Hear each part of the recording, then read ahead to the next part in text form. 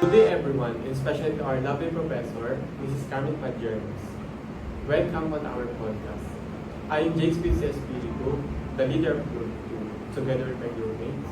Kenneth Balisteros. Cassandra Bellarmino.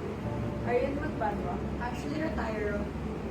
So, we are here to discuss the culture, traditions, and our experiences in Baguio City. I start with their ethnic groups. First, the Igorots. They mostly live in the tropical forest of the foothills, but mostly in grassland, in pine forest zone and pine crops. And next, Ibalos. They are known to be traditional worshippers from ancient times.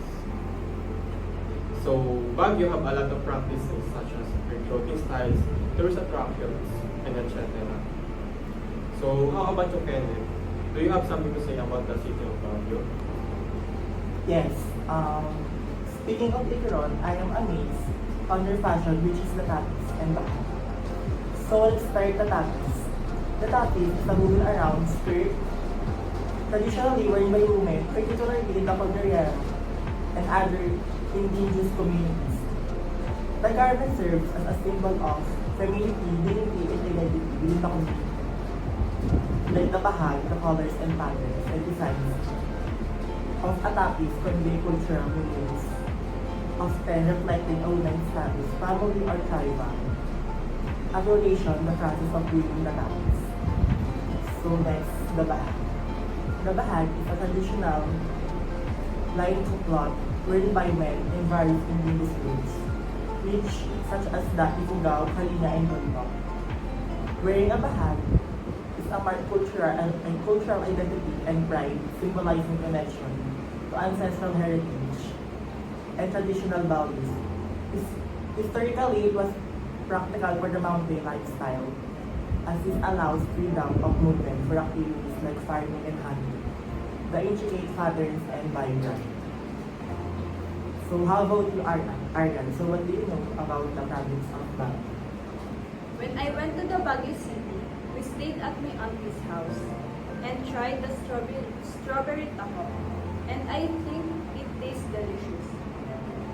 Furthermore, one of the food delicacies in Baguio is the pinigpiga.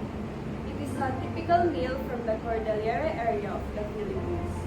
It is prepared by beating the chicken with a stick and cooking it in a pan with the herbs and spices. The Igorot people are recognized with creating the dish. Also, the pinonek is a Filipino blood sausage. It is created by stuffing pig's blood, chopped pork fat, salt, red onions, ginger, and garlic. Inside a small intestinal basin, made during rituals involving a pig sacrifice. So about you, Ashley.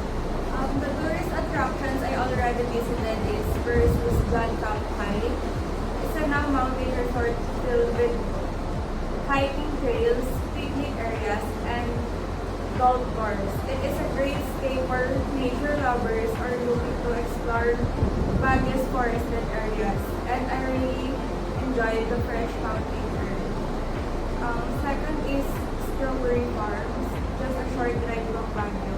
La Trinidad's Strawberry Farms offers a fun, hands-on experience where you can pick precious strawberries during the harvest season.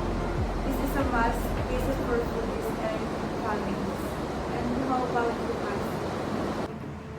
Last is the Strawberry Festival. It is an annual celebration held in La Trinidad, Benguet, celebrated during March.